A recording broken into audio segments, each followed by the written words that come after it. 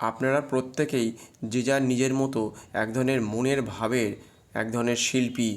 এই শিল্পী আপনার ভারতবর্ষ এবং আপনার গ্রাম, আপনার শহর, আপনি যেখানে আছেন সেখানকে রক্ষা করার শিল্পী, কারিগর। সেই কারিগর যে বেহুলা লক্ষ্মীধরের বাসর ঘরে যে ঘরে বলেছিল এমন ঘর বানাও যেন কোনো ছিদ্র না থাকে, কিন্তু অক্সিজেন রাখার জন্য একটি ছিদ্র রাখা হয়েছিল এবং পরে একটি সাপ ঢুকে লক্ষিন্দরকে দংশন করে দিয়েছিল।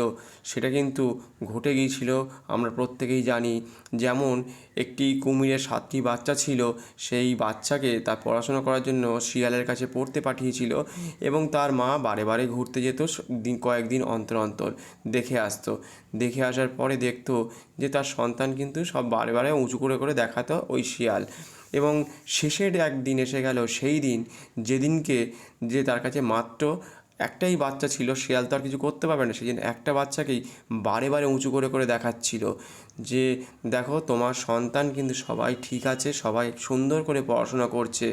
আর একটা বাচ্চা 7বার দেখিয়ে দিল এবং কুমির সে সুন্দর করে সে বাড়িতে চলে গেল, ওই নালা দিয়ে বা ওই পাড় দিয়ে চলে গেল এবং শেষে দেখা গেল একদিন সেই বাচ্চাটাকেও খেয়ে নিয়েছে। তো এরকমভাবেই আমার দেশ, আপনার গ্রাম, আপনার মেসিকে যেমন দেখতে পাননি দূরে গিয়ে বিভিন্ন রকমভাবে বাংলাদেশে ছেলে মেয়েগুলোকে প্রত্যেক দিন কি নৃশংসভাবে হত্যা করলো, আবার এই 1-2 দিন অন্তর অন্তর প্রতিদিন চলছে সেখানে ভাঙচুর।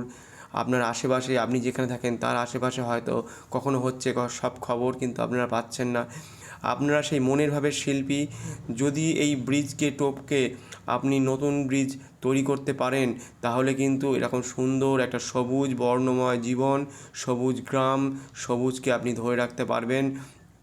যে জীবন অন্য ধরনের নতুন সূর্য, আলোকময় সূর্য গড়ে তুলবে। সেই সূর্য জীবনের আবির্ভাব, মনের ছন্দ সব কিছু পাল্টে দেবে। ওই দূরে যে দেখা যায় সে তাকে সুন্দরভাবে আবার তৈরি করতে হবে এবং আপনার জীবন, আপনার ছেলে মেয়ে যাতে সুন্দরভাবে বাতাবরণের ছাওয়ায় আসতে পারে, এই ধরনের পৃথিবী তৈরি করুন, নতুন পৃথিবী। নয়তো ওই বৃষ্টি পড়ছে যখন ছাতা আমরা মেলে ধরি, তার তলায় যখন সবাই থাকে তাদের গায়ে এক ফোঁটাও বৃষ্টি লাগে না। ভাববেন বৃষ্টি, ছাতার বাইরে বেরিয়ে যাবেন, গায়ে কিন্তু বৃষ্টির জল লাগবে।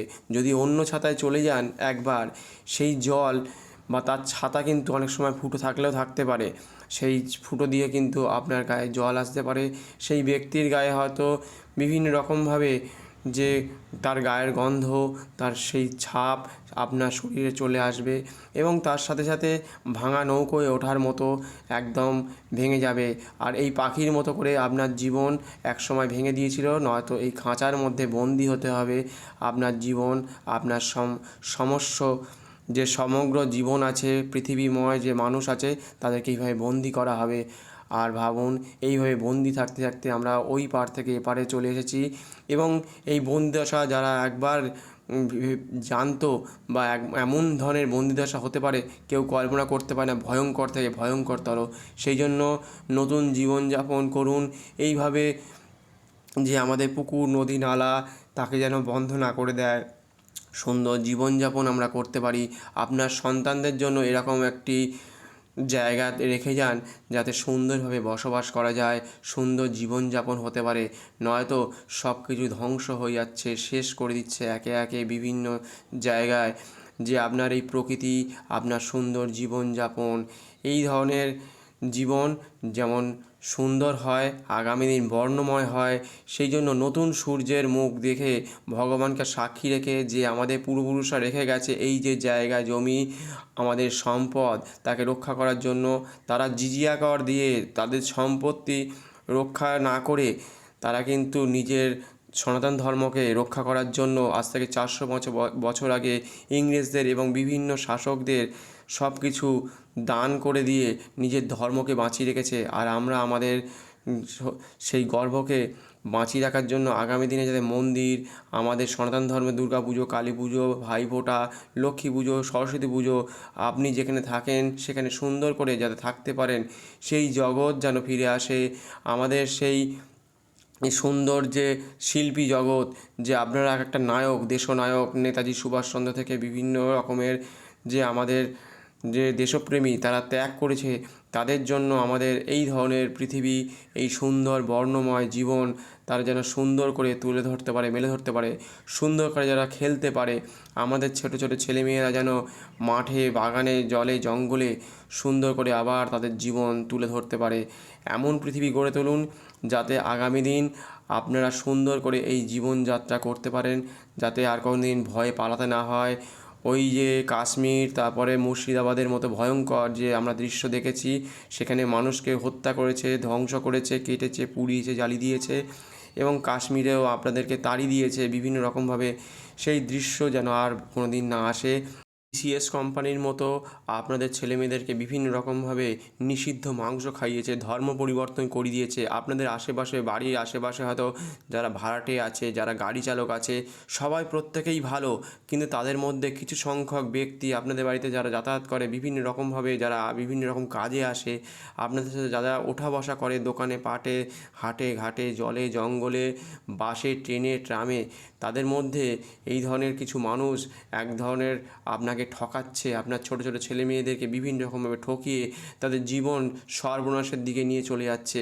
আমরা সেই দিনের কথা চিন্তা করে নতুন সূর্য দেখার জন্য আমরা প্রত্যেকেই একসাথে একটা লাঠির মতো করে শক্ত হতে হবে, নয়তো একটা কঞ্চি হয়ে থাকলে কিন্তু সবাই ভেঙে দেবে। একসাথে কঞ্চিকে যখন বাঁধা হবে, অনেকগুলো হয়ে যাবে, তখন কিন্তু আর ভাঙতে পারবে না। সেই জন্য জীবন একরকমভাবে তৈরি করুন আর রেখে যান ভবিষ্যতের সূর্য। সেই জন্য সুন্দর পৃথিবী তৈরি করুন, সুন্দর পৃথিবী, সূর্যর নতুন মুখ আপনারা দেখুন। আর আপনাদের ছোটো ছোটো ছেলেমেয়েরা এমন একটা পৃথিবী রেখে যান যাতে সেই দিন, এমন একটা দিন আসবে যে আপনাদের হাতের এক ছোঁয়ায় অন্য রকমভাবে পৃথিবী তৈরি হবে। নতুন পৃথিবী তৈরি করে আপনার গ্রামকে রক্ষা করুন। আপনার এই গ্রাম, আপনার এই শহর, আপনার দেশ এমন একটা জায়গায় চলে যাবে, সারা পৃথিবীর লোক একদিনকে ভাববে, চিন্তা করবে, এবং একদিন এমন একটা জায়গায় তৈরি হবে এবং ছোটো ছোটো ছেলেমেয়েরা সুন্দর করে আবার জগৎ তৈরি পাবে এবং সুন্দর ছন্দে মেতে উঠবে। যে পৃথিবী আপনার নিজস্ব, সেই পৃথিবীতে যেন সুন্দর করে খেলাধুলা করতে পারে। আজকে এই পর্যন্তই। সেই পৃথিবীর জন্য প্রত্যেক মানুষ যেন আবার তৈরি হতে পারে। আজকে এই পর্যন্ত বলে সুন্দর জায়গাটাকে তৈরি করতে পারি। নতুন পৃথিবীর জন্য সবাই যেন সাদর আগ্রহে সুন্দর করে তারা সজাগ থাকে শেষ দিন পর্যন্ত। সেই শেষ দিন যতক্ষণ না আসছে, সেই দিন হচ্ছে আপনারা সজাগ থাকার দিন। এই বলেই আজকে এখানে শেষ করলাম। প্রত্যেকে ভালো থাকবেন, সুস্থ থাকবেন। এখানেই শেষ করলাম। ধন্যবাদ, নমস্কার।